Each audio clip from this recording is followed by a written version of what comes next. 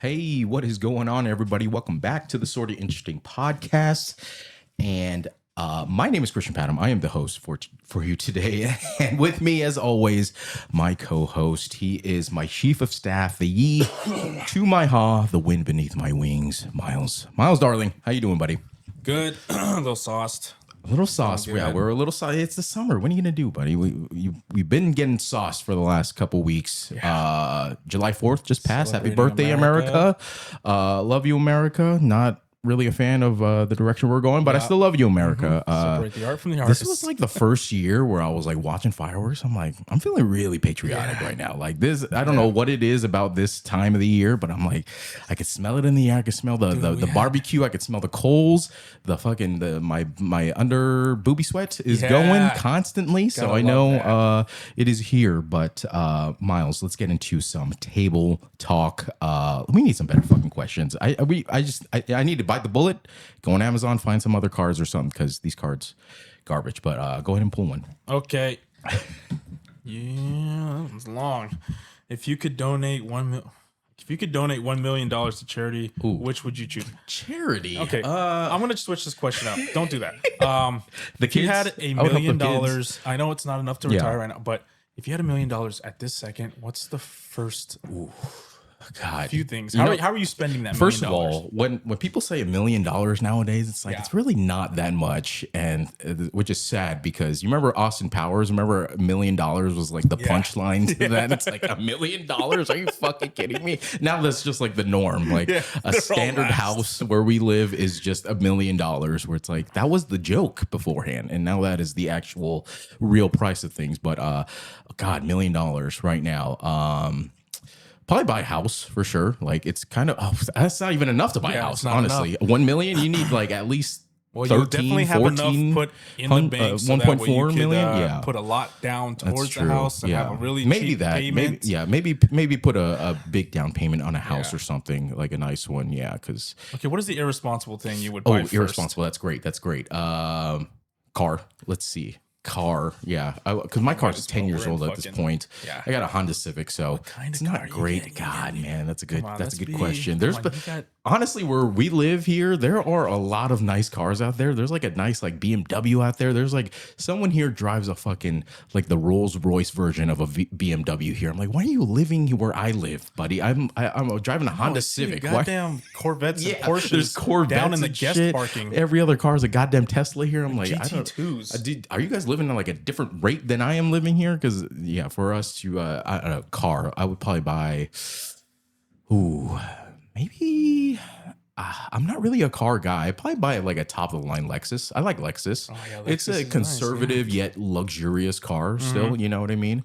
Maybe BMW if I'm pushing it, but I don't want to deal with the fucking hassle with BMWs. Like the parts, you gotta import those from Germany. It's a fucking pain in the ass to repair and stuff. What about you? Any irresponsible things? Irresponsible? Obviously, the house and stuff. That's just kind of given, that's right? responsible stuff because that's how we're gonna. What takes away from your life that you're gonna do? Bigger bed, actually. I need a bigger bed. I have a queen. I need to get a king. You know what? California king. If I'm spending the money getting a new place. Or Alaska king. I think that's the biggest one. Alaska king, which is I think that would fill up my whole bedroom. I think your bed would just be. You need like a pocket door. I'd be hitting every wall in there. Trying to change the goddamn sheet in there. Oh my god! I can't even imagine a fitted sheet on a Alaskan king. Imagine trying to do laundry. Like you get one sheet at a time when you're doing laundry. You're fucked. You know what? I'm just gonna sleep on top of the fucking sheets out. How about that? Sleep on top of the goddamn comforter. Dude, I did that for a long time. In my single years, I did that for a long. I do it now because it's too fucking hot. But in my single years, I didn't even fucking undo the bed. It's just fully made all the time. Sleep on top of it. You remember in San Diego? I never even undone that bed. I just with a blanket on top of the bedding. Leave it set forever. Mattress. Like my shoes, I don't even tie them. I just slip them on now. I tie them the first day I get them. That's it. Irresponsible thing you would buy first. I'm doing a bender, bro. I'm going to Vegas. Oh my god. Yeah. First of all, I'm gonna go to the best casino. Well, I'll be there too, so we can split the cost. Festivities. So, I'm gonna go see all the shows I want to see. I'm gonna fucking. That's true. Like, Actually, I've never actually seen a show in Vegas, to be Really? honest. Yeah, I really saw wish. Stomp. What's that? Stomp? You've never seen Stomp? No, is that a musical? That's where they use like trash can lids Oh as like God, the, I've and they seen hit it. that's It's at like the Universal homeless- Studios and shit, dude. Yeah, exactly. It's like homeless orchestra.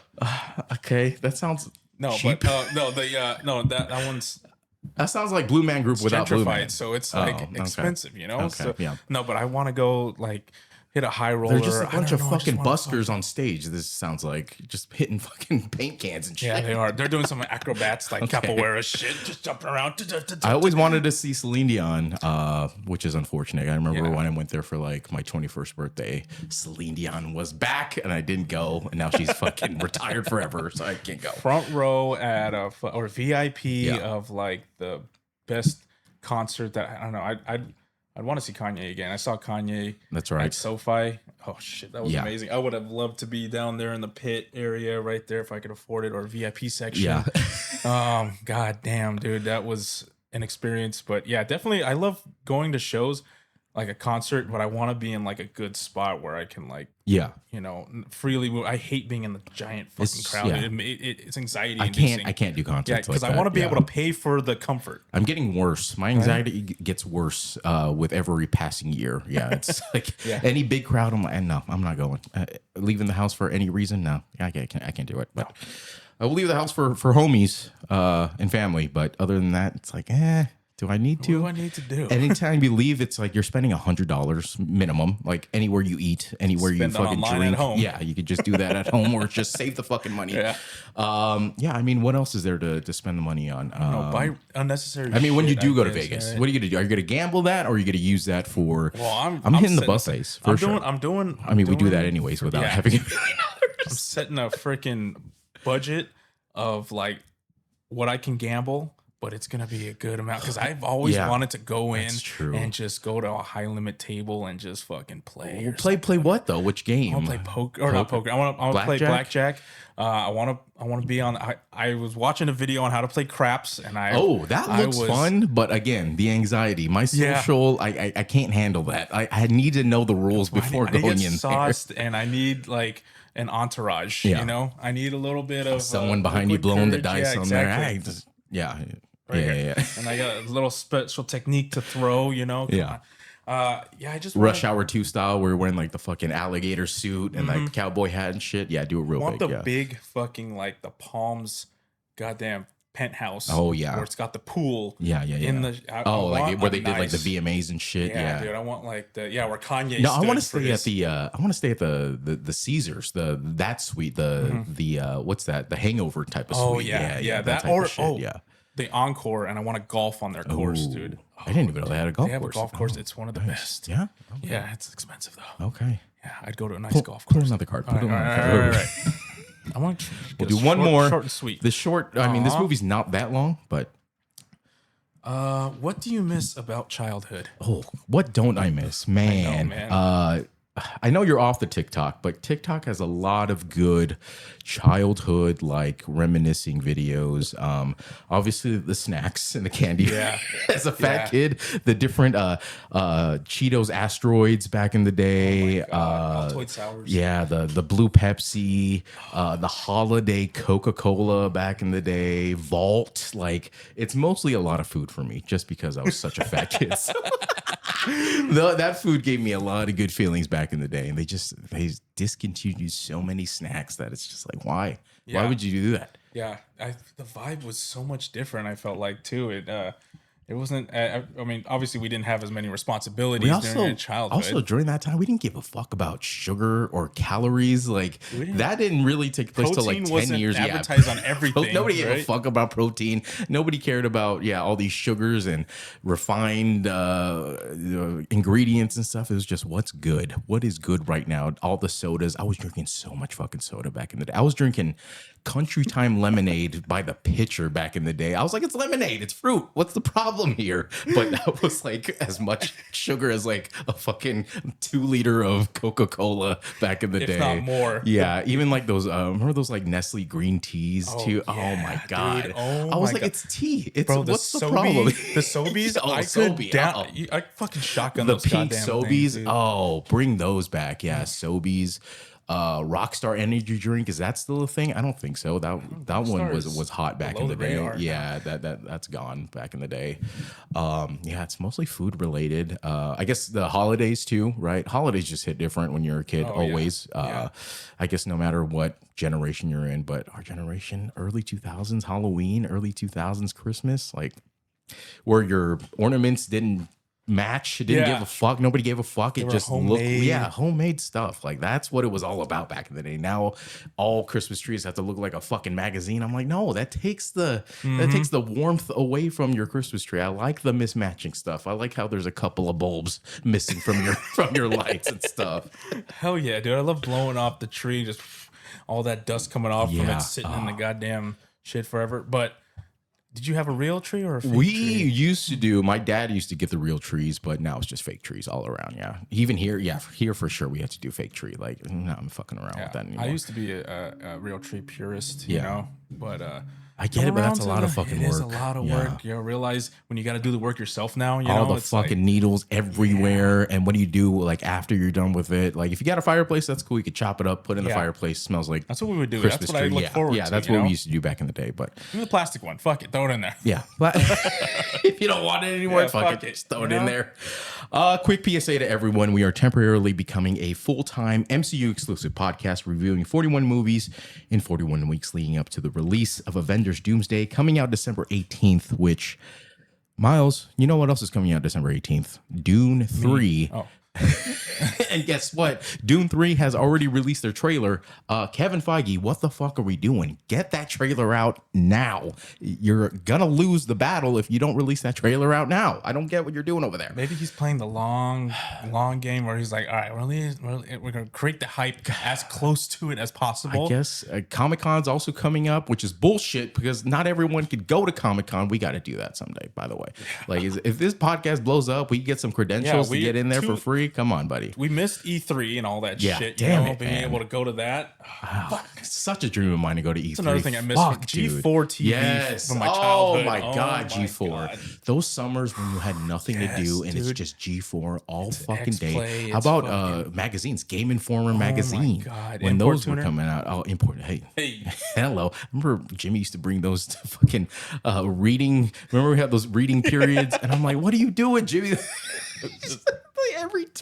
Everybody's looking at you, looking at fucking basically porn during school hours here. For the articles. Yeah. That leads us to week 18 today, Miles. We are playing a full season of football right now. Uncle CP's favorite X-Men movie of all time, X-Men Days of Future Past. Miles, if the folks out there would like to find the back catalog of our podcast, please tell them where they could find us. You can find us at our website. We can find all of our podcasts on, hold on. Might just be on time. Huh? Yeah. Hello? Check. So sortainteresting.com. That you can find this podcast and all of our podcasts from the past, audio and video. Check them all out. Instagram at Sorta Interesting Podcast. Patreon.com/sortainteresting. One thing I don't have on the list is our TikTok. I don't even know how you TikTok.com/sortainteresting. I don't really know what it is. Just search Sorta Interesting. Go check it out. Those are doing numbies on really? the TikTok. A lot of interaction there, a lot of comments. Our last videos that we posted about Captain America, the Winter Soldier, people are popping off. Everyone's like, that's my favorite. That's my favorite scene. That's my favorite movie in all of MCU. So coming hot in at topic. a good time with all that stuff. Yeah, for sure. Right now, if you want to rewatch all the movies, please follow our socials and watch some clips. But let's get into some production details for X-Men Days of Future Past. Release date May 23rd, 2014. Which was a little over a month after Captain America: The Winter Soldier. So again, just so spoiled back then, dude. We were getting movies month after month after month.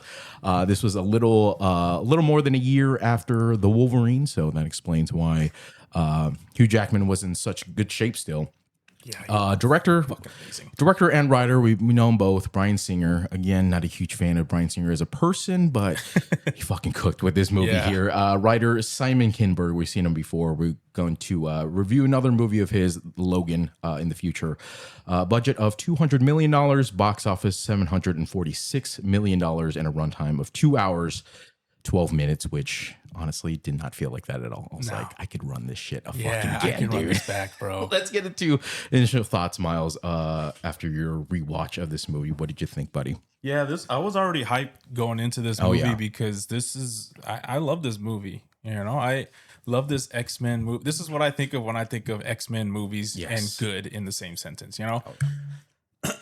I'm glad to know that this is your favorite. This is my favorite as 100%. Well, you know? I love this. This doesn't it doesn't drag. There are moments when they're talking, when they get it over with, you know, and it leads into something that's beneficial. Even when it's talking, they have some like fire lines in there. I'm like, do. God damn, that just fucking, jeez. You have a star-studded cast. Oh yeah, like it's amazing. Everyone coming together into one movie. I love the mutants that they have here that they utilize for in the future part of it. Like I like the my God, I hate when they have like a shitty mutant that's just like, why are you fucking there, bro? It's like everyone earned their keep here in this movie, which is why they've been like they able to carry survive you for around, so long. you know. You're good for like one thing, you know. That's why all the shitty ones are dead at that point. I know, fuck, dude. Angel, Jesus. Well, yeah. That's what she gets. All she does is spit shit. Yeah, that's all she get, and you can't even fly right, you know. Yeah, I don't know. I was hyped for this going into it. Watching it again just makes me. So, did you watch this in the movie theater when it first came out? Okay, I did. I can't remember if we watched it together. I definitely remember watching it by myself, like a loser. Opening day, I was definitely there at that Fullerton one, that AMC over there. Yeah. This is when they first remodeled it too, when it was all recliners and stuff. But yeah, I was definitely there for a 10 a.m. matinee that day. Fucking loser. But that theater was fucking packed, dude. And I love this movie. Yeah, I immediately already fell in love with it. Got a little emotional during the movie in the movie theater. I was like, oh shit, this is like everything that I've always wanted as a kid. All the Sentinel future stuff with most of the OG X-Men there. I was like, yes, this is what I've been fucking waiting for, baby. Magneto also joining the team, all working together, was everything I ever wanted as an X-Men fan. Of course, we have to talk about the cast. You just said fucking stacked. I really don't like Bryan Singer as a person, but as a director, he did cook with this fucking stack, with this cast here, bringing the old school and the new school cast all together into one movie that actually makes sense too with the story. It's like, oh yeah. Past X-Men, future X-Men meaning together, and of course they could get there with Kitty Pryde's powers, which has been in the comics, so it's not like something is brand new. Bryan Singer making the smart decision to have Hugh Jackman lead all of this, because I mean, he was the fucking guy at this point. It's like, he might have hung up the claws, but we need you to do one more time. Hugh Jackman, we need you to lead this one more time. And it's just great storytelling too, with the going back in time, having multiple planes of action on both past and future stuff. All the great action scenes, which says a lot because I really hate those fucking bone claws that he has. But it's a play on for me in this. It's so good. It's a play on for me. And I think the biggest takeaway from this movie is the end scene, that part where Logan wakes up, right, and everyone's still alive. It's like, oh, we have entered a new fucking universe, and this new universe most likely is going to be that new universe within Avengers Doomsday, which is why James Marsden is back. It sets off all of these incursions. Incursions occur when people are jumping from universe to universe, right? So Logan was basically the first one to do that in all of MCU, jumping from one universe to another, you're right. and it brings those universes together, which creates that incursion. And supposedly the storyline within Avengers Doomsday is the X-Men have been fighting incursions for a while now. Oh shit! Which makes sense because they were the first ones to be jumping universe to universe. So it's like, oh shit, the X-Men are fucked for a while. Woo! Yeah, so that's why James Marsden is back. That's why this X-Men universe is so important going into Kitty Avengers Doomsday. But yeah, it is her fault, really. Yeah, we all thought she's the one. But let's get into the rundown, Myles. I'm very excited for this one. Rogue's fault. Really. Well, not Rogue. It's fucking. Well, speaking of, but it's Raven's fault. For being honest, X-Men: Days of Future Past movie opens in New York, except this is a future, The future. dark, desolate New York, Desolate world. and the year. I'm just gonna preface it. This is 2023, which is crazy. Yeah. I'm like, holy shit, we've passed the fucking future. Yeah, we've passed- we are that Are old we? now. Yeah.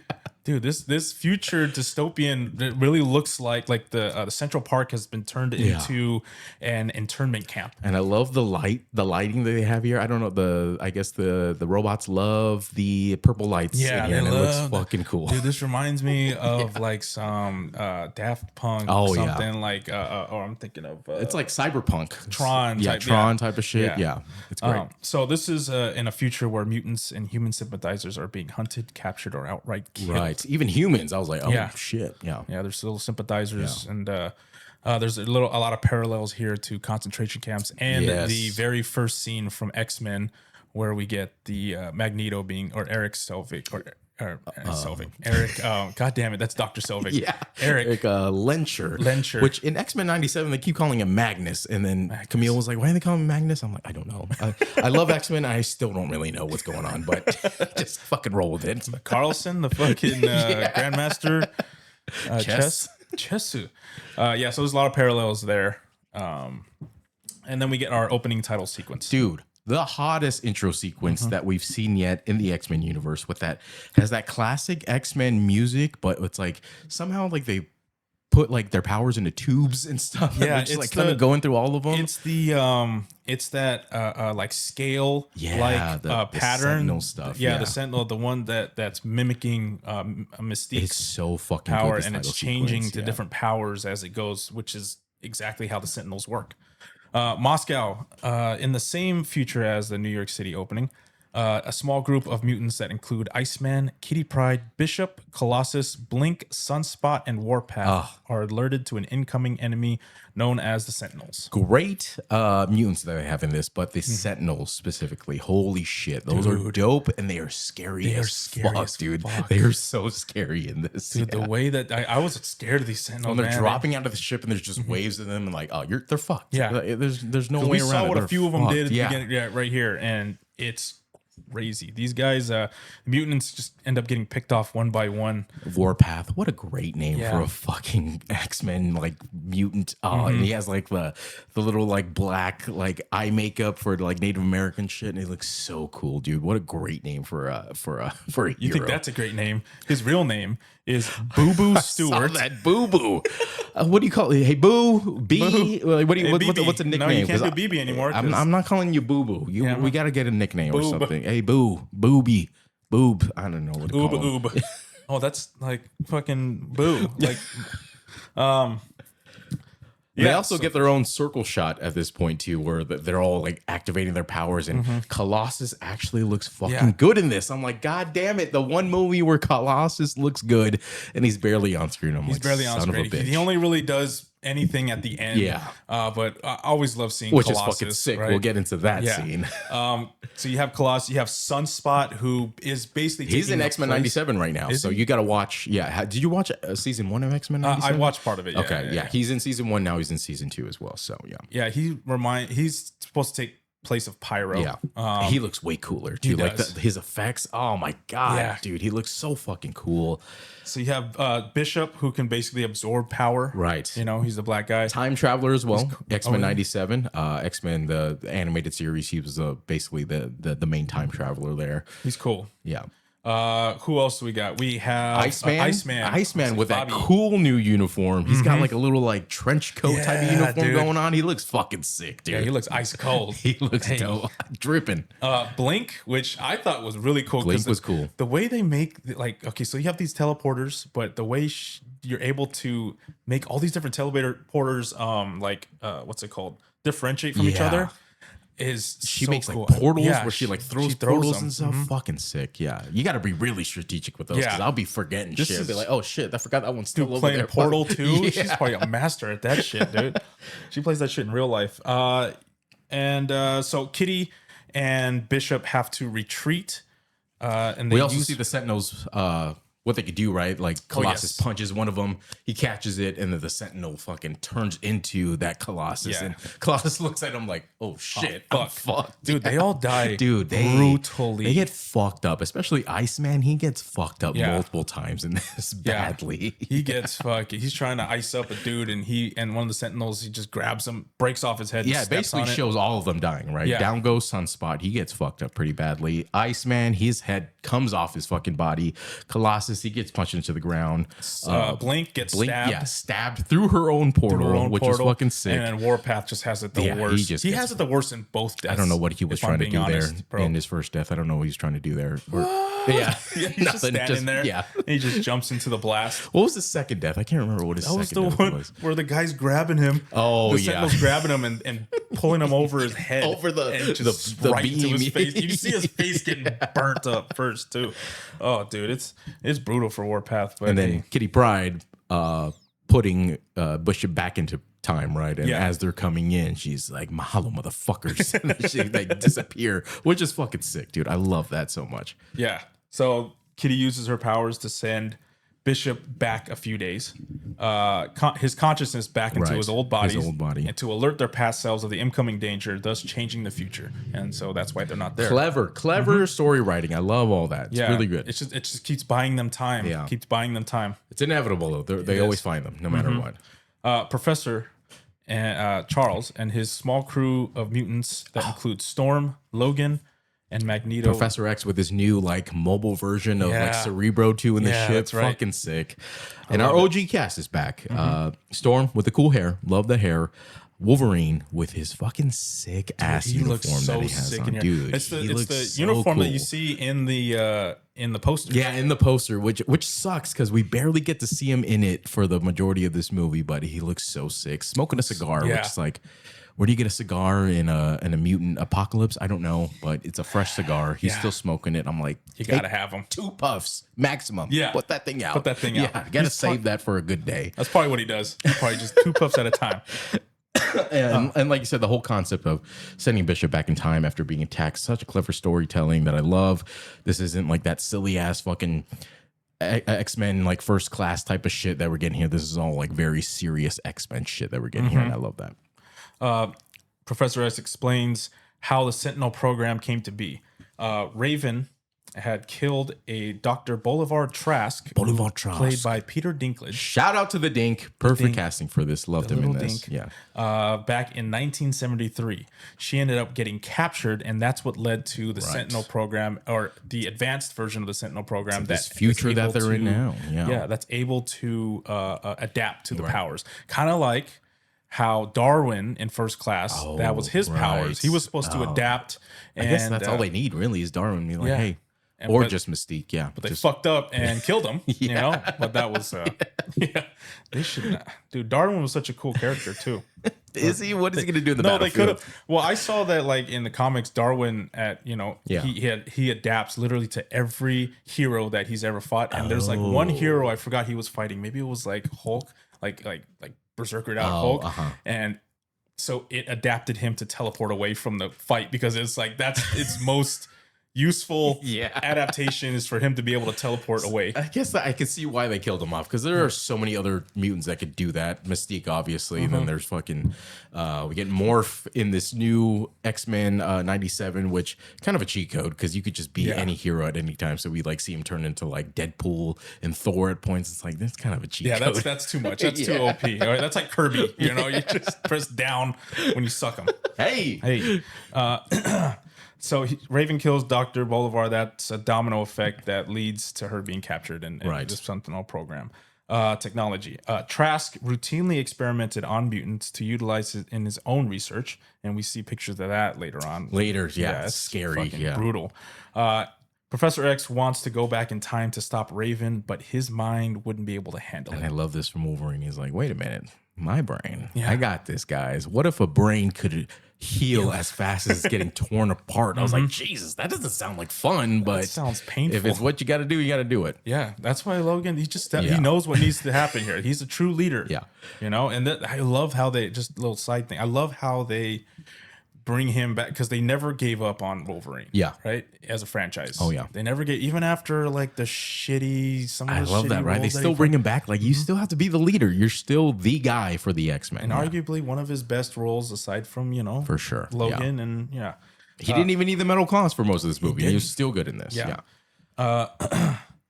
So Professor X wants to go back in time, but Logan's healing factor makes him the prime candidate for Kitty's little consciousness travel time. Professor X is like, hey, when you go back in time, you got to find me. You got to lead me. You got to finger me. You got to guide me. And I was like, what was that second one? But yeah. And then Magneto was like, you also got to find me. Play my butthole. And then Wolverine was like, where are you going to be at in that time? He's like, well, that's a little complicated. So. Kitty sends Logan's consciousness back to his 1973 body. This is the and I love that scene where he gets like painful and then his claws come out, which is such a crime because those claws we saw are fucking cool. They look cool. They're like the coolest claws we've seen, and it's such a quick moment that we see them. Like, God damn it. We only see him a few times. Yeah. Logan awakens in New York City, 1973. Show it to me. Show me the dick. Show me that dick, Hugh Jackman. Spread thy cheeks and lift thy sack. I need to see it. That's not me. That was the devil there. I don't know who was talking there, but goddamn. They're both on your shoulders. Both of them are devils. Two devils on my shoulders. But he looks so fucking good, dude. I am. Question for you, Myles. Which one is the better body? Is it going to be this one or is it going to be the Wolverine? Because these are top two bodies. This one. This is the one. This is my favorite. In my opinion, he is more shredded. His abs have more definition. His back. Oh my God. When he's like lifting up his pants, I'm like, when he's standing there with just the jeans. Yeah. And I want to be there, and the veins on his arms, bro. He looks so fucking great. Everything is just popping, like, and we get a shot of him standing up. He's naked, by the way. And this was his idea because he was talking to the director, right? Trivia fact here. So at around the 18-minute mark, the script called for Logan to wake up in 1973 in boxer shorts. Hugh Jackman vetoed this in favor of walking nude, saying, in Australia, if you're next to a really good-looking girl, you're not going to get out with boxer shorts on or briefs or anything. So that was his idea, to have those cheeks spread up. Best he's ever looked. Oh yeah, for sure. This is gonna be number one on the body chart for sure. Yeah, which is crazy because his regimen for the Wolverine was way more dehydrated, right? So you could see all the definition, but he had sheer mass in this. Like, when he bent over just to get out of the bed, I'm like, oh my God, his torso right here is like fucking massive, dude. How do you get that right there, He looks fantastic. Oh my God, dude. He wakes up and he has no idea where he's at. Right. He doesn't know. He just knows that it worked. His consciousness is back. He looks outside next to a pretty you girl. See that little statue blowing the O's. Yeah, dude, that was such a great ad. I'm like, or like the billboard or whatever. Yeah, the billboard, dude. We need to bring that back. Bring back smoking inside. Hell yeah. Logan doesn't yet have his metal claws at this point. He had not been experimented on by Stryker. So he says, with these, brings out the bone claws. I'm like, oh, Jesus, here we go again. But that's okay because he's instantly stabbing the fuck out of dude. So I'm like, he pure minds us why we love him. With the yelling and the fucking. Especially that part after he gets shot and the bullets are coming out. He's just, and everything's fucking all flexed out. I'm like, there we go. That's what I've been waiting for. I know if I was the director, I'd be like, cut. We need another take. His veins veinier than ever. More garden hoses all over his shoulders. He looks fantastic. No, right? It's beautiful. Dr. Trask attempts to persuade the U.S. government against the mutant community. And this guy in the government, the main guy he's talking to, that is the mayor from Godzilla 2000. If you remember, he was the guy who liked to eat the Hershey's Kisses all the time. Holy shit, it is, huh? Yeah. Wasn't he the guy in Elf 2 that was he was, he wanted the book. The boss. Yeah, the boss. And so that's funny. He's talking to Peter there. Yeah. Shit. Yeah, right? They were together in that. Oh my God. Elf. Yeah. God damn. His name was Myles something. So he's basically trying to get his Sentinel program up and running, but it gets shot down. But it's also, they talked about targeting citizens. I'm like, the last movie we just fucking reviewed, they're also targeting citizens. So that's been the government's MO for a while now. There's a Captain America in this universe. He's not having it. Now in Vietnam, during the end of the war, Raven, disguised as a colonel, frees a group of U.S. mutant soldiers that include Havoc, Oh Jesus. Toad, Ink, and an uncredited spiky-haired dude. Spiky hair dude. There's also a bald-headed kid who has the where he Yeah, has yeah. the It hazmat makes you shit or sick. whatever. Yeah. It makes you sick. But oh Jesus, it's our new gang back together again. That horrible actor who plays Alex Summers. Yeah. Just, you know what? You're serving our country. Lucas Till. I appreciate you. Thank you for your service, but get him out of my fucking screen. I don't need him ever again on the big screen ever again. Thank you. We don't get him again. Thank God. Yeah. Anymore after this. After she frees Get him out of here. They were. I like that part where she's walking by him as the colonel and she winks at him like, I know. and he's like, "What the fuck?" Like, hey, I get. Yeah, what the fuck? And then she's like, "Oh yeah, shit, I'm still fucking this guy." She's like this. She's like, she does like a little blow him a kiss. So they were supposed to be shipped off to Trask Industries, where they would have been experimented on for sure. Yeah. But they were under the orders of Major William Stryker. A young ass William Stryker in this. Yeah. Young Stryker. Played by, I had the guy's name. I don't know. Here. That guy was good Josh looking. Hellman. Yeah. He Josh Hellman. looked like the perfect specimen. Like he could have probably been like Captain America too. He looks like a perfect human being. He just kind of looks a little dead in the eyes for a second. Like he has a blank his eyes stare. look scary. Yeah. So they were going to get sent to Trask. They were going to get experimented on. The mutants escape while Raven stays behind. She says we see her that job one is guy, not done. right, with the making those guys sick. I was like, oh my God, what kind of fucking power is that? And then the other guy that makes them like dizzy. Oh my God, He yeah. makes them He dizzy. like his eyes go black and it makes those guys' eyes go black. And I think they just get drunk. They get like unplugged from the Matrix. Yeah, So they're just like God But- damn you, Cypher. listen, shout out to Mystique though, going all the way to Vietnam to bail her people out. So shout out to that. Yeah, she's a real one. They really fucked her up in the first, in Last Stand. That's true. I always call back to that. But luckily, there's different universes. Hated her character before, love her character in this. Like they gave her so many better lines, so much like better storylines in this. Like it's she's great. She becomes the target, but she becomes also the anchor point here of like a lot of. She's basically the anchor. She's like the main point of this story too. She's like the reason why this whole fucking thing is there. Why they're all there. She sets it off. So the mutants escape. Raven stays behind. Logan arrives at Professor's school and immediately gets into it. This is Logan in the 70s. Right. Yeah, in the 70s. Dripped out too. Yeah. It's like, where are you getting these clothes from? Like every scene he's dripped out. Even at the end, I'm like, did you take time to like go into the closet and fucking pull out some cool sunglasses? He's rocking great sunglasses this entire time. Looks fucking great, and he meets Hank McCoy, right? He's like, is that you, Hank? And he's like, yeah. He's like, where's that beast inside? He's like, there's no beast here. Please just go. He's like trying to open the door, and he's like, "You're pretty strong for a scrawny guy." And he fucking Beast tries to get in his way, and he punches him. And Beast is like, "Fuck this!" He starts to Hulk out. Yeah, a we little can bit. see that Hank has like mastered like transforming into a back and forth from normal Beast to a human. I'm like, I don't know if I like that too much, but I will say Beast looks so much better in this movie compared to the other movies. I'm like, now you look like a real fucking Beast. The other one, you look like it was all CGI'd out and shit. He looked a little like a wolf man at certain points where he's just standing there, but play on again for me. Play on. Look like a blue wolf man, but it's okay. And when we see Professor X Charles walk down the stairs, and we're like, what the fuck? What is going on? You're fucking dude? walking. The last time we saw you in X-Men First Class, you were fucked. I can't feel my legs. You remember that scene in X-Men? X-Men. I can't feel my legs. You remember that scene? Logan explains how the professor sent him to recruit him. Right. He said, well, whoever sent you, tell him I'm just not available. He's like, well, that's kind of weird. And I love that you sent me, motherfucker. because there's a point where Wolverine's like talking and then he just grabs and he's like, listen, you little shit. I'm like, I'm fucking here to do on a goddamn mission, you motherfucker. This is life or death, man. You're going to die.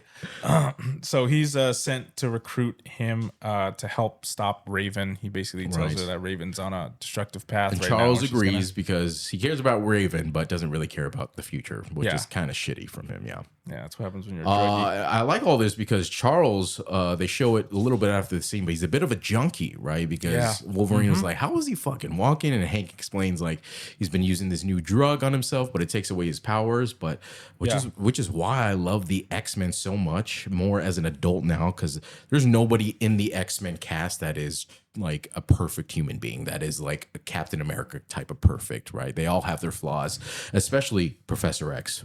He's always been the most flawed of all of them, which is crazy because he's the leader, right? But it makes him so much more like human, more relatable when we see them struggling with their flaws. It's like, yeah, not everyone is perfect like Captain America. They like, already have they already have like, not what's the opposite of a leg up? They're basically hindered throughout society already because they are mutants. You know, they're basically seen as black people and they in the still 1800s, live which is fucked normal lives. They still have normal emotions and have normal bodies, so they still go through the same struggles. Hank explained what happened to the school and how it was shut down because of the Vietnam War, and that was the coupled with what happened after First Class and what happened to Eric Magneto. That's why he spiraled down into the state that he is now. Right. Basically, taking a serum that Hank has developed to maintain his two forms is the same one that the professor uses to block out the voices, suppress his powers, and allows him to walk. It basically like mutates his DNA back to normal. And he uses it like it's heroin. Like it silences all the voices. Yeah, he's literally like doing it like it's heroin. Bro. He's got track marks for sure. But like, if he's in class, he's like, "You don't think I relate to you guys?" He's like, "Old friend, look at this shit out." You know, I used to shoot up, motherfucker. Who you think you is, huh? He's a junkie. He was fucked up. He was fucked up with that shit. The professor agrees to help after some private reflection time when he's like staring at the Whoa, sorry, sir. What? Hank walking in. Important. Whoa. While he's shooting up. What is so important that you had to interrupt me during my private reflection period? He's just basically staring at and he's reminiscing about the times when him and Raven were little kids. Yeah. And he decides that all right, I'll help, but not for you. I'll do it for Raven, which is like, come on, whatever. He's over like, it. and then Wolverine's like, I'll take it. Even Hank was like, I don't give a fuck about Raven. She blew me off, bro. Fuck that. Try to make her normal. Logan says that they need Magneto for this, but he is currently being held in a prison underneath the Pentagon for murdering JFK. And they're like, he didn't tell you what he's in jail for? Well, he assassinated the president. And they were like, that was him? Yeah, they were like, assassinate the president. And then I think it's later where they reveal that he was a mutant. I was like, what the fuck are they playing at here? JFK, a mutant? Is that why his ideals were so progressive? So there is a trivia fact that his mutant power was like charming people. So I guess that makes sense, but like unnecessary. Not enough people, I guess. Yeah, God damn it, man. That's fucked up. That's funny. Logan knows a guy to recruit to help break Magneto out. Sick. He was like, he'd be a young man at this point, but I knew him back in the day. Yeah. So apparently, I saw another trivia fact that he was in the opening scene, which I'm like, I don't want to restart the fucking movie. But I caught that. Yeah. So when I watched it, because I saw something about that, and I remember in the beginning, you don't see his face, you just see the silver hair, right? You see silver hair as they're walking like a mob through the. So you don't see his face, or you don't see his face. No, it's just implied. Okay. Yeah. You see a couple of the guys that you saw in the camp or at the Vietnam tent. Oh, yeah, okay. The guy with the thing on his eye. Yeah. Okay, that guy was there, but he was old. Lock him up because I don't know what the fuck that power is. I don't know how he survived so long. This seems like it's some like nuclear fucking shit going on. Lock him up. Yeah. That's okay. You can lock him up. Lock him up. Raven, disguised as Dr. Trask, infiltrates his own little office at Trask Industries, and she discovers what he's been doing. And she runs into like the secretary or whatever. I'm like, this fucking poor lady, dude. She is still working while the office is closed. I'm like, there's nobody there. Send her home, Mystique. This lady probably has a family waiting at home. She was probably typing up that goddamn itinerary this whole time on a goddamn typewriter. That's true. That's before computers, so they had to hand type everything. You make a mistake, fucking goddamn, it's another fucking 3 hours. I gotta spend typing this fucking shit. White out. They got high off white out back then. Raven ends up getting Trask's itinerary, so she knows where he's going to be. And I love that part where she's pulling the files too, and that cabinet that she pulls out. This is like what, the 70s, but it's all lit up like it's fucking Tron and shit. I'm loving these cabinet files, and she's going through all the pages. She's all the mutants from X-Men First Class that have been killed too, right? She eventually gets to Azazel, which she turns that page pretty quick. Yeah. So like, you had a baby with this guy and you just turned it. So I don't think things ended very well with them, but a little weird. Like, fuck that bitch. Good riddance, she said. Fuck that fucking guy. Tears it up. Fuck that guy. But we also see Zoe Kravitz is dead as well. She is actually in this scene missing a wing. Oh, in this that's right. scene, Yeah. And it comes back later. Yeah. She's missing a wing, and it shows a date in the top corner of the video or of the picture, and it was like a week after. That's what you get. That's what you get for a fucking week after she sides. left the fucking First Class. Yeah.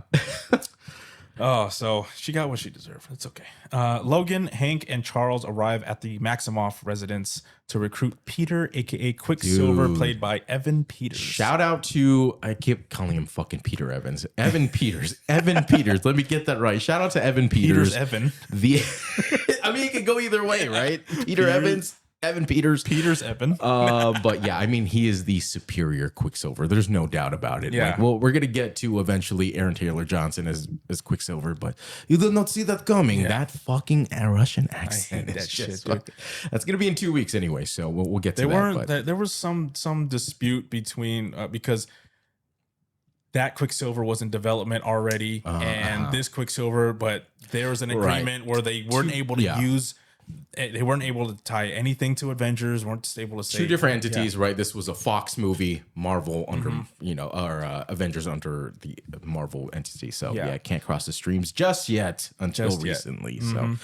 So they entice Peter Quicksilver. We get his little intro to him. We just know he's fast and he's doing all this. He's like, so you guys came here in a rental? He's like, how the fuck did you know we came here in a rental? He pulls out his I had some wallet. extra time, He's like, school for the gifted, huh? Yeah, what was that? It was like a card. He's like, that is an old card. You pull out a condom. He's like, oh, it's just breaking, huh? He's like, still use this, huh? Okay. They entice him with the chance to break into the Pentagon. Right. He is a kleptomaniac. Yep. We could see all of those fucking like donuts and shit that he has. I'm like, oh my God. I mean, it makes sense. The guy's burning through like 1,000 calories a second. True. Right? Yeah, that's me. I'm not going anywhere. I'm staying in that basement. I'm leaving to get more food. That's what I'm doing. Right? That would be my only thing I would use my powers for. Yeah. How can I steal food? Because even if it's fast for them, it's still the same time for you. You're still going, I still got to do all this work. Yeah. So during a tour of the facility, the Pentagon, Hank uses his little technology to block out the cameras. Right. As Peter makes his way to Magneto. He breaks Magneto out, and we get a little father-son moment here after he gets broken out in the elevator. You control metal, huh? Yeah. Yes. Oh, my dad used to date, or my dad. Hello, Yeah, my like, dad yo, used to. How did that happen? My mom used to know a guy who could control metal, and then he holds his neck. Yeah. He's like, "What's that for?" He's like, "For the whiplash." Whiplash. For what? Whiplash. Am I talking too fast? Yeah. Whiplash. So, I mean, it is in the comics, right? That Oh yeah. Quicksilver is Pietro is the son of Magneto, Wanda Maximoff, the daughter of Magneto. Yeah. bastard. Yeah. The bastard. He is son. a bastard. Yeah. Yep. So he breaks Magneto, and we get a little father-son moment. Immediately after, we are treated to an amazing slow-mo scene. So fucking good as here. the guards close in on the mutants. Probably the best slow-mo speedster scene that you'll see in any superhero movie. I do love the Snyder cut of Flash in the Justice League movie, but I mean this tops it for sure, 100%. Yeah. Just because of the music, everything that's going on in this is so fucking good, dude. Where he's like tasting the soup in the middle of the air. He's moving everybody's arms. He's not killing people. He's actually moving knives away and pans, and he moves the bullets away slowly. He makes them look like fools. He fucks these dudes up. The one guy who's punching himself, I'm like, oh my God, that fucking hurts. And the two other guys that at this point too, they're all using plastic guns. Yeah. That's why they're able to shoot. He's able to like move their guns like over each other. Yeah. He moves the bullets away from Professor X and from Magneto and stuff. It's so good. And then everything goes back to normal speed, and everything just everyone just get fucked up. You have to watch it a couple times to understand. You're like, okay, why is that guy flying? Why is that guy flying? Okay, I remember now. It's a great scene. It's so good. It's one that that gets played too on social For media sure, a lot. You know, you get that reel. You're like, I'm not skipping this. You know, this is sick. The with best the music looking too. effects too. Yeah. Like, I don't know how they did that. I don't know how it's with so the ripple good. when he touches the guy's cheek. That guy goes like flying. Yeah. I saw that a lot of it was practical. Where he's doing like they make it look like he's running, but they're blowing wind in his face to make it look like he's moving, and a lot of it is practical. So he puts on the goggles, and then you hear that "If I could have a man in a bottle." Yeah, it's so good. It's so good. So Quicksilver does his thing. Everyone escapes. The team minus Peter head to Paris now. Right. And then we get a little tense moment on the plane. Love it. Between and this is what I mean. Like when they have, even though there's talking and there's a lot going on here that is crucial to their character building and is crucial to the plot. And I love how they're like just sitting in silence, and like Logan's like sitting back, just watching them. Like this shit's about to fucking pop off between these two. And I love the way that the camera portrays like Magneto as this large, this figure, as the tube of this. As he starts like getting more airplane, angry, he like stands up, and the plane's starting to go down. He starts yelling at Charles, like "Where were you, Charles? What we needed you." Yeah. It's so good. And at the end, where I think he's talking to Wolverine, and they're like, "Hey, man, we're both survivors." Yeah, both survivors. Anyways, you want to pick all that shit up? As he's lighting the cigar again. Lighting the cigar. You want to pick all that shit up? That shit was funny. Now in Paris at the Peace Summit, Raven befriends and dispatches. Is it Paris or I think it's Vietnam because they speak French in Vietnam. No. But it's in Paris because they're there for the that little peace summit after the war, following the war. Yeah. And so they're at a club. In the background too. They have "Stop in the Name of Love," but in French. I was like, that is a fucking banger right there. It is so good. I didn't really speak French in Vietnam. Yeah, they were. Was because they occupied Vietnam for a long time. That's why we have the banh mi. It's made with the French bread. Exactly, buddy. God.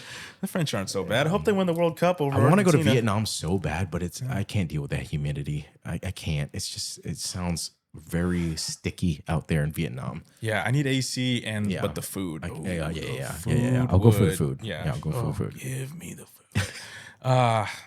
So she befriends and dispatches a Vietnamese general to use as her next disguise. They go to the bar, and she's still Jennifer Lawrence. She looks great too with the bangs and stuff. And then the Vietnamese guy's like, "S'il vous plaît," with Johnny Walker, Johnny Walker Black. And I'm like, "S'il vous plaît," he just said I have to play the fucking "S'il vous plaît," don't you weep all through the late night. Back on the plane, Magneto explains how he was trying to actually save JFK, not kill him. Which I love all this because they just have that big argument, and then Magneto's like, "Hey, buddy, we want to play a game." Like they're still old friends. Like, "Hey, dog." For sake of like understanding how long he's been in this.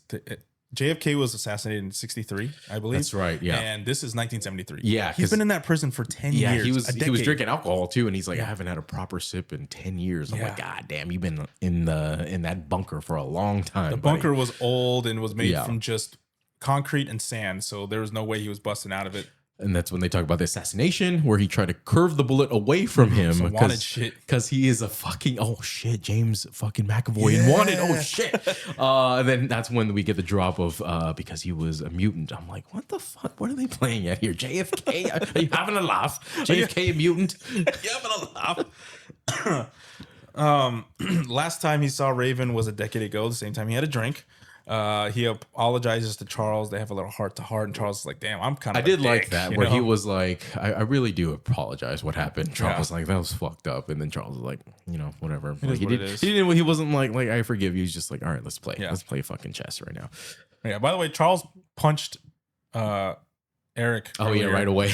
Right away. That's a good high, During the getting punched by a cripple, I'd be like, all right, I'm not gonna punch you back. Yeah, he's like, "You're fucking walking. What the hell is going on?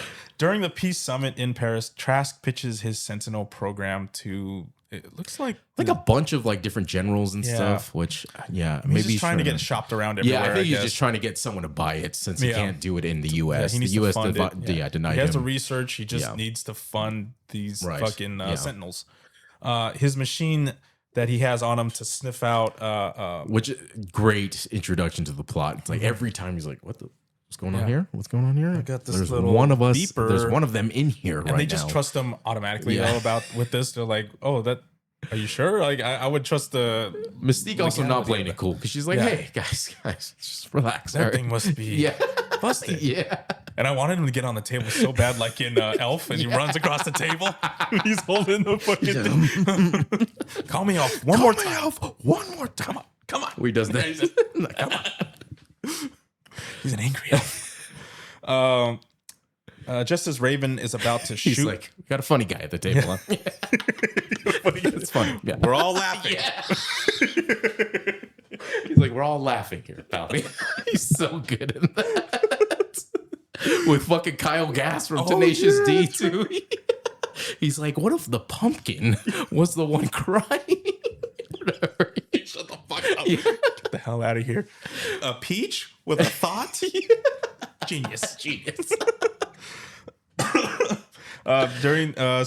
Just as Raven is about to shoot Trask, just like in the Vision, that domino effect, everything before to that, the Sentinel program. What's his name? Stryker is about to get her with does the taser to her, and then Magneto comes in, gets the taser, puts it into fucking Stryker's neck. Yeah. I'm like, oh shit. Well, that was right after this. Oh, that is after that. Yeah, Okay. because just as Raven is about to shoot Trask, Charles and the crew step in, and that's when Stryker's like, I'm gonna fucked up, dude, right in the neck. I'm like, oh, you can see his neck like just fucking flexing, dude. This entire movie, Stryker gets fucked up, and I have no qualms with him. Why he has such a vendetta against these goddamn mutants? Because he got fucked up by Raven, especially. Raven fucked him up a lot in this movie. I love when Logan's looking down at him. He's like, what the fuck? I know that fucking guy. And he starts to get the memories back. I'm like, oh, it's the fucking X-Men 2 footage and Brian Cox. So he's like, Wolverine. You could hear him like shouting in the background. I'm like, yes.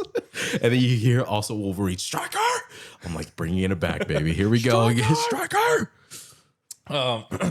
Yeah. So during this entire scene, Logan almost loses it because he's being held under, and and any traumatic experience might send him back. And I love that too, where he's like, where am I? He's like, I'm Charles Xavier. You came to us. And then he grabs him and he's like, huh? Xavier's like, what? He's like, what the fuck is going on here? Yeah. He gets scared. Now. He's like, what? I wish I had what are you powers right now. At this point too, Kitty gets hurt by Logan because he's coming in and out, and so he swipes at her. He's like doing this, yeah. And so I don't know why Magneto wasn't holding him down the whole time. Retract those he guys. Said, restrain him. You restrain him. You have the power, dude. Are you bored or are you tired? Do you have not much power left? He's pretty old in this. He is really old, which is crazy. Because I saw another trivia fact that they aged him like 20 years, or they aged them up with the makeup in this movie, but it's pretty accurate because that's kind of how they look now. Like they do look old in this movie, and that's how they look now. So it's pretty good makeup. Yeah. Especially Fassbender, I can tell. So during this scene, Logan almost loses it. He hurts Kitty. Raven escapes, and then Magneto ends up shooting Raven. Dude, I forgot about that. Magneto fully willing to just take Mystique out. He's willing to do whatever it takes, and I kind of like that. I'm like, he's like, that future is fucked, Charles. We got to take her out right now, and I love that scene. I mean, he's do it now. Yeah. It's like even their history is like, fuck it, I don't care. Ask questions last, right? It's the future of our race. Something's got to be done. Yeah, and that ties into his entire MO of like our race above anything else. She should have seen that fucking coming, right? In X-Men 3, it's like, you tried to fucking shoot me back in the day. So, so now you're lucky I'm letting you live, right? You're naked. You're probably you'll hitch a ride. You'll be fine. You'll be fine. Magneto shoots Raven, and the Beast and Magneto fight out in the courtyard as he's pulling Raven by the bullet in her leg. Yeah, that she like the fear in Mystique's face too. She's like, no, she's getting pulled by her leg. I'm like, that's gotta be fucking painful. And he pulls out the bullet too. Like, oh my, that's good. So Beast and Magneto fight. And also I like when they cut to the outside shots, how they cut to like those like old school cameras. I'm like, that looks so good. That makes it so realistic. I love that. It is, because all the while the world is watching and witnessing this unfold, and it's probably it is doing more damage than for sure. Yeah, it's actually they're ruining the future even it's more. Making it even worse. Making it come quicker. Yeah. Hey, President Nixon is briefed on mutants, and of course Trask is there to gaslight I am all of so this. fucking sick of Nixon being in movies. Can we use another fucking president? He's in Watchmen. He's in this. He's always in fucking superhero I guess movies. it's just like because that Vietnam shit. You know, they gotta And they're never good. They're never good Nixons. They always look like shit. They just put the prosthetic nose on and they're just like, hey, that's Nixon. You're big and you got a prosthetic nose. Here you go. Here's your slick back, like black hair, and here's your nose. You're Nixon now. Crook. So he's briefed on the mutants, and of course Trask is there. He finally gets his green light for the Sentinel program. Right. He gets funded.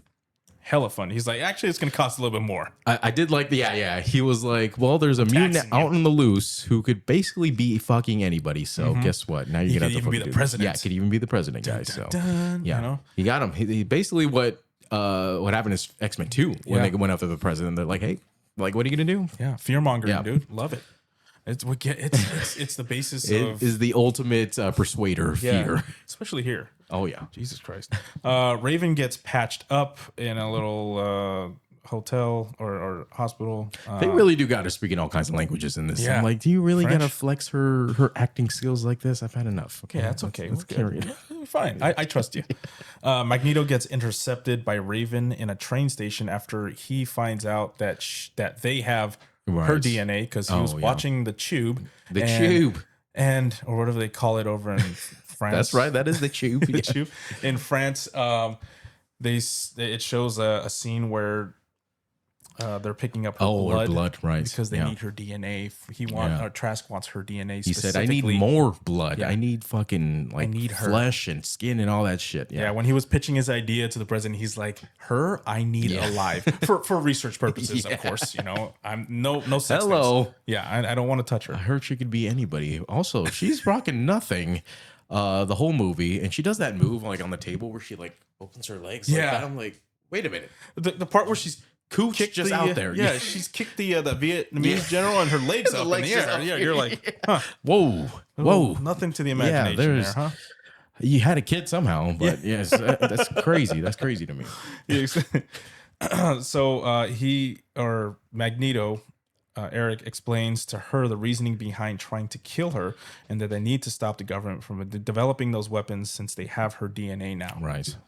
So they're kind of both on the same side here, but just trying to go about it different ways. Magneto always to the extreme, right? Doesn't really give a fuck about anything else. Just like, let's get the mission done type of shit. Yeah, it's like the disbanded group here. It's so hard to like. You gotta like. It's like keeping all your kids like this kid is going this way. This kid's going this way. I gotta keep them together. So we all have a common goal, but we need to do this together the right way because we're all. I mean, Magneto said he has nothing left, right? On that plane where he's like Azazel. He's like saying all the names, like Banshee. Yeah, he's like saying all the names, and they're all. Where were you? Yeah, so good. That was so great. Peak acting. I love Fassbender.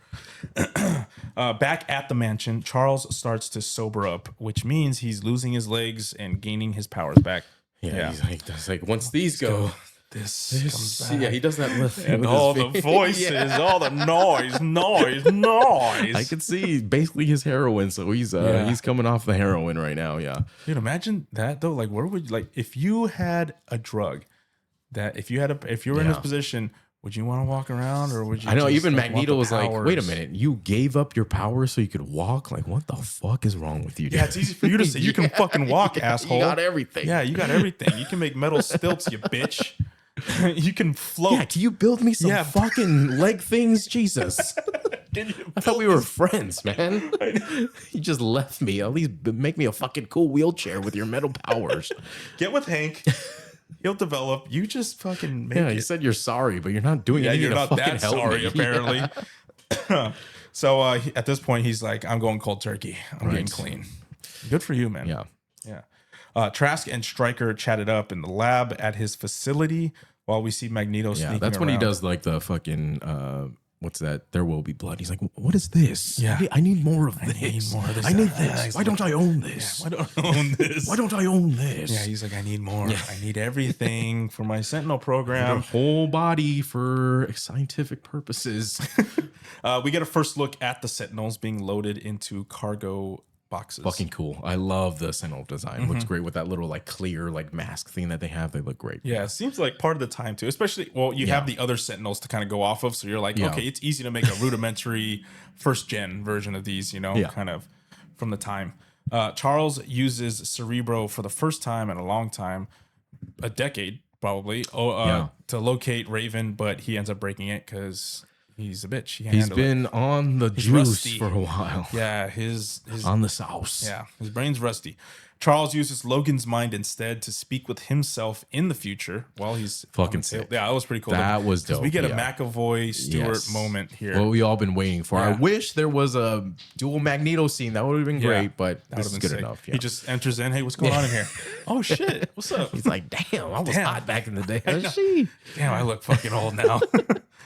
He gives himself a little pep talk, and they get back. Yeah, because it's all about Professor's mental. That's the focus of his power, and it's also the focus of his weakness, right? Yeah. It's the mental. It's like, how do you got all these voices around you? How do you? Did they ever like say how though he stopped those voices? I guess he just learned how to control them. He just learned to control them, I guess. And I think maybe from having traumatic experiences, he kind of, and losing his legs and losing the school and all that stuff, maybe he's spiraling just like, and Hank was like, here, I have this that can probably help you out. And then he was just like, whatever helps. That's the good fucking shit. Yeah. That's the good shit. Yeah. You give him like, Hank was the person that prescribed you Oxy for your toothache. And then now you're a full blown fucking drug. This is all Hank's fault. That's what you're saying. It is all fucking Hank's fault. But you have a mansion, so I think you're good. And you have Hank to help you out all the time. What is he, your butler? He's your fucking Michael Caine. We catch up with Magneto cleverly adding metal to the frames and guts of the Sentinels that are en route to DC. Dude, I love this scene because he pulls himself onto the train first using magnetism. Did he get his helmet yet in this scene? Not yet. Okay. He gets it a little later. Yeah. And he uses the rails that are metal, of course, and he inserts it like goes inside the fucking robot. So and sick. You see the robot turn on momentarily. So I don't know how that works, but I don't know how the metal could activate the electronics. Get it into the fucking soldering shit. Yeah, is he soldering it too? The once metalless machines can now be controlled by Magneto. At this point, back in 2023, Kitty has lost a lot of blood, and Bobby is worried. She is dying. Fucked up. She got fucked up. Charles uses Cerebro to locate Raven at an airport. She's still set on killing Trask, and she's also headed to DC. It's pretty scary when like random people start like talking. I was like, "What? This is like a fucking horror movie right now. I don't like that. Please don't do that." At any point in time, like someone just turns to you, like, what God, that's fuck you, Charles. Jesus, get out of here, man. Yeah. So the president is holding an event there. It's like a showcase. It's like the UFC. Yeah, it's like the UFC. Yeah. It's on the fucking lawn of the White House. He's like, look at my new toys. Yeah. Look at all my shit. Yeah, look at all my shit. Charles, Logan, and Hank head to DC as well. So we are on a collision course to DC. At this point, Magneto retrieves his iconic helmet. So dope, this scene right here. Do I like the helmet? Not really. No. It looks like it's made out of rock, but that scene where he fucking pulls it out of the glass and he's just holding it like that, palming it like a basketball. I'm like, let's fucking go, dude. So if you see here, you can see Havoc's old suit, and then to the right, you see the other wing. All the shit from Angel. Which is like, is that in a museum? Why is that just there? Why is it under lock and key like that so much? I can understand the helmet, but the other stuff? Just the wing. Yeah, it's just a wing. Like, it can't do anything. Can't do any harm. Does it spit acid? Logan with the little pep talk. The Sentinels have found the mutants at this point in 2023. Oh, yeah. Now it's starting to heat up in the future. But the past fight, I'm like, the climactic fight scene there, it's okay. It's not the best, but they definitely make up for it with the future stuff. Because that's where it's fucking heating up, and it's scary. This is where it's like, dude, he needs more time, but we don't have time. They're coming quick. Yeah. Hello. Now in DC, the president addresses the nation. This is our climax. This is we're going to be jumping in and out, and bear with me here. And I love that. They're going dual planes of action, but it is kind of confusing to explain. It does get a little, it gets confusing to explain, but when you're in it, it's like, this is fucking great. Now in DC, the president addresses the nation. He says that mutants are the problem, and he showcases the first gen Sentinels developed by Trask. Pretty cool. Magneto lifts a fucking baseball stadium, and he uses it For what though? Did he really need to do that? He could have just went there by himself. I don't really remember what the baseball stadium was used for. I mean, they didn't really have like choppers that came in at that time, so it was all like foot troops that would come in. Aside from like a jet, maybe I don't know, but like, are you gonna nuke the fucking president right there? We don't negotiate with terrorists. I get it. So he activates the Sentinels at the same time.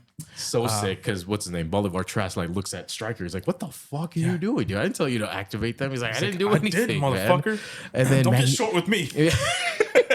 Short temper, huh? And then Magneto comes goes into like the front lawn of the White House, like through the smoke, and all the Sentinels are behind him. Like, that is a fucking sick ass landing that he has there. Scene, dude. So dope. At this point, the Sentinels fire upon the crowd. The authorities first.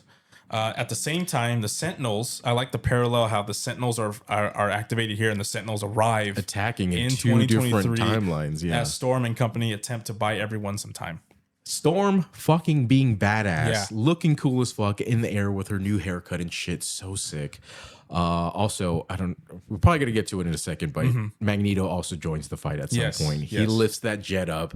He throws it over to the Sentinels, uses it as a bomb, and fucking Storm blows it up with her lightning. I'm like, this is fucking the X-Men that I have been waiting for, dude. It is so fucking good. What's so good about X-Men is like it's always X-Men. There's always multiple, and they piggyback off each other. They know how to like use each other in teams and stuff. It's so fucking good, dude. That's what's so good about the X-Men, huh? Because they're not like one overpowered person, that's like always. They always need each other. Yeah, they do. Exactly. So the Sentinels arrive at Storm Company. President and Trask head into the bunker of the White House. Raven, disguised as Secret Service, is in the bunker as well.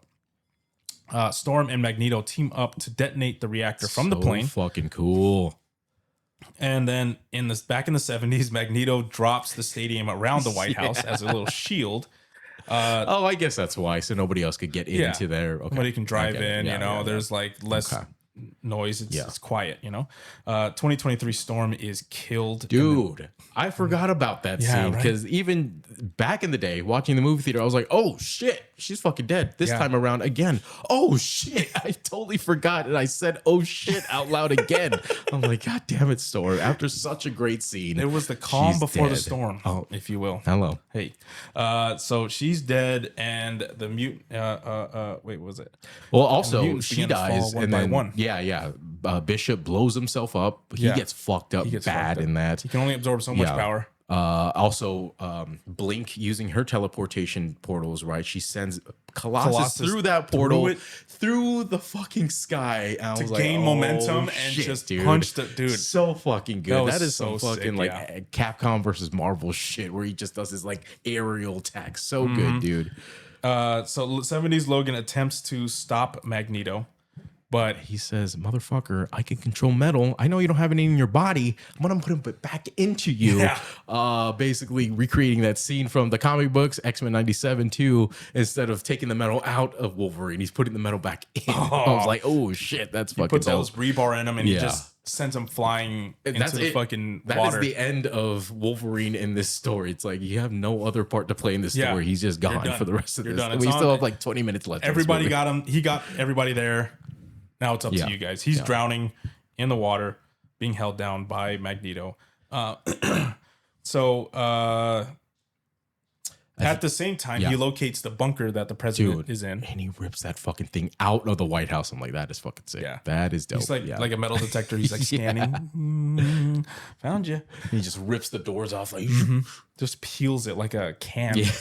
Magneto addresses the world while the 2023 mutants continue to fall. I wish I remembered more lines from this speech, but it's a great speech. Basically being like, we are the future of this world. Like, we're going to take over as a species. And as he's saying that speech, the X-Men in the future are getting fucked up. We see Bobby getting fucked up. Fucking Warpath, he's getting fucked up. Blink, she's dead. Like, everyone's basically dying right now. Everybody, dude. Colossus gets ripped in half. Oh, yeah, Colossus gets fucked up. What's his name? Sunspot. He gets his arm fucking chopped off. I'm like, oh, shit, and then he gets stabbed. Dude. Yeah, he gets fucked up. And then Warpath gets his fucking face head melted. blown off. Yeah. And Magneto hurt at this point. Yeah. He didn't block one Impaled. of the metal things. And I love how he's walking back. Blink puts a portal behind him so he could go back inside. Yeah, he's like, fuck. She's like, I know you're important. Yeah, he's basically dead at this point, so he's doing everything he can. But I love the dual planes of action. It's so good here. So the Sentinels make their way inside. 70s Raven disguises herself as Nixon to get Magneto's attention because she was in the room as well. At this point, she was in the bunker, and right before the bunker was pulled, scary scene too. Yeah, because he gets another alert, and he's like, "Where is he?" And then the lights start going out, and he's like, "Fuck, where did she go? The fuck is she?" She ends up piecing up Stryker again, and she takes his plastic gun. So as she's confronting Magneto, disguised as the president, she pulls her gun and shoots him in the neck, which temporarily stops. Yeah, all the Sentinels go offline, basically all the shit he was controlling. And then he was like, "You were a better shot back in the day." And then she's like, "I still am." And fucking kicks the shit out of him. She pulls his helmet off and she's like, "He's all yours, Professor." Love that. Yeah. Yeah. And or Charles. You don't call him Professor. No. Professor Chuck. She calls him Chuck. Yeah, Chuck. Charlie. Love. Magneto, she incapacitates him and is convinced by Charles to stop. She listens and the future is saved just as the Sentinels reach the mutants. She's like pointing the gun at Trask, and then Charles like does the projection thing, and he's like, "Hey, don't fucking do this shit." And in the future, Charles is about to get fucking bit by this thing, so it's like, hurry the fuck up, dude. Fucking thing's opening up. The Sentinel's opening up. It's about to shoot. He's just standing there or sitting there, like, and at this moment, Can't think your way out of that. Yeah, I was about to say, at this moment, I realized, like, oh, Charles is fucking useless here. Yeah. There is no mind to control with these things. So, yeah, I don't know why Magneto couldn't just like crush. They look like metal. I don't know what kind of. Yeah, I don't think he can. Maybe they're not. Maybe I think he died at this point, but still, like, Sentinels are pretty much made out of metal. So I think he could have probably taken them. Right? Yeah, I don't know. It's like a non-magnetic. Yeah, Charles useless at this point. He's just sitting there like, "Fuck, I'm dead." Fuck. He's just staring at him like, "Save me!" Yeah. Kitty's preoccupied with fucking Logan, so they're just like they're sitting ducks. So everyone leaves. Not Storm. God damn it. Raven leaves. That too was a little weird. How everybody just walks away like, "All right, we're good here." I don't know why Magneto would just be like, "Yeah, you got me, Charles. I'm out of here. Peace." Yeah. Logan wakes up at the school in the new future. And I was popping the fuck off at this scene here. My X-Men are finally back alive, baby. And Let's we get fucking the go. proper universe where we have Bobby and Rogue instead of Bobby and Kitty. Also, I don't know if you heard of this. There was a Rogue cut of this movie. Yeah, she had a more prominent she had like 20 presence minutes in this. Yeah, she had like only like maybe 5 lines, but they do rescue her from the X-Mansion. I think that's how they get Cerebro again or something like that. But yeah, they were using her as experimentation to like absorb other mutants' powers, right? And then that initial scene is where Bobby died in the Rogue cut. Oh, okay. He died saving Rogue, and then Magneto and Rogue go back to so she could take over for Kitty and stuff like that. But I don't know why they left that out. They should have kept that in there because she's credited, in here. She's like in there. And she's also wearing like her Rogue attire from like the cartoon where she's wearing like the green jacket and the brown pants and stuff. So I don't know why it they kind of did sucks. that. Yeah, it's fucking stupid. Yeah, because have you seen that scene though where she takes over for Kitty? I haven't seen the scene. So there's like a part where like Kitty Pryde's doing the thing and she gets tired, and then Bobby's like, "All right, let's pull you out." And then she comes in and then she uses her telepath power. She's like, "Hello, Logan," and then Logan hears it in the future too. She's like, "Oh shit, Rogue, you're fucking alive!" Because she was in the mansion as a hostage for a long time. So she takes over. She sucks the powers from Kitty and then does the thing for her. Oh damn! Yeah, so it was pretty cool. Yeah, that's cool. Damn. But still, I'm glad they left Bobby alive because his death scene, holy shit, he gets fucked up again. Yeah. Oh no, in the normal cut. No, in the normal cut, he gets fucked up again. Remember when he's trying to block the door? Oh, that's right. And they just fucking stab the shit out of him. Like, yeah, you're fucked, dude. Yeah, he's getting fucked. He's getting roasted, bro. And I love how they like made his like he had the ice all over his head, but he was still like see through like ice. I'm like, that is a good fucking effect. He looks cool. It is cool. I like the way they did Bobby. Yeah. Professor X gets Logan back up to speed from 1973. And we get our cameos from great cameos in this. James Marsden, fucking, and I love the way they brought Cyclops into that scene where he's like about to touch Jean, and then he grabs him like, "Hey, what the? They already used the F in this, but I would have liked to use the F in this scene right here. Like, what the fuck are you doing, dude? That's my fucking girl, bro. What the fuck, bro?"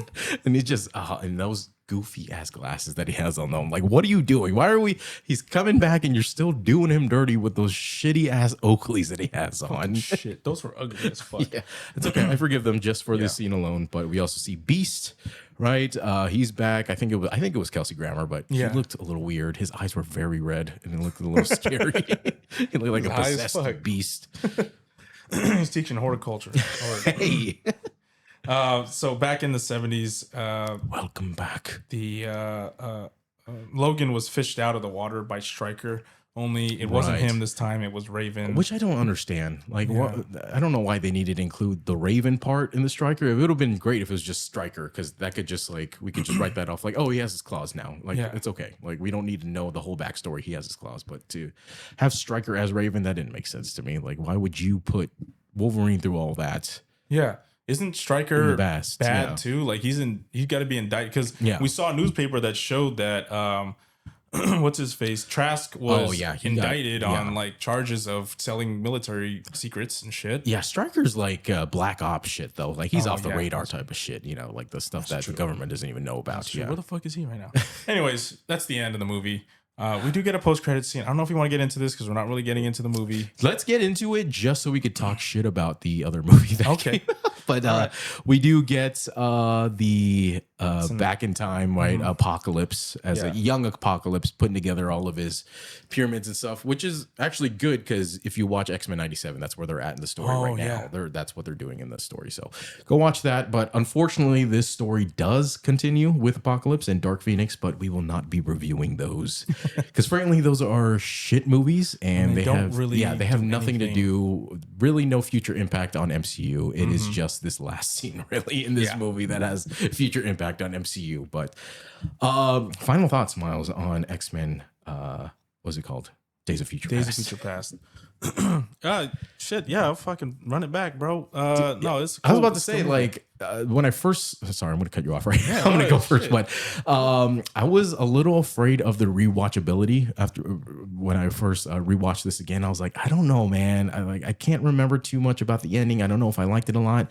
I finished the movie and I was like, I need to run that shit fucking back again. I was about to do it again today, but World Cup was going on, so I was like, I gotta watch that. But this 4 years. Once every 4 years. Hands down, I could rewatch this movie anytime. Like, this has 100% rewatchability. You don't even need to watch previous X-Men to know anything really that's going on. It's just like you can just put this on at any time. Yeah, if this is your first time watching the X-Men movie, I feel sorry for you because it's all downhill from there. This is it. Know? This is the best that the X-Men is going to get, maybe until like maybe 2 or 3 years from now when they reboot it again. Yeah. But yeah, as far as we get with this X-Men, this is as good as you're gonna get. No need to watch no goddamn Apocalypse, which when you watch X-Men 97, you're gonna be like, why the fuck did we do fucking Oscar Isaac as Apocalypse, who looks like he's like a fucking ancient Egypt Apocalypse? Like, why did we ever do that? This Apocalypse is so fucking cool.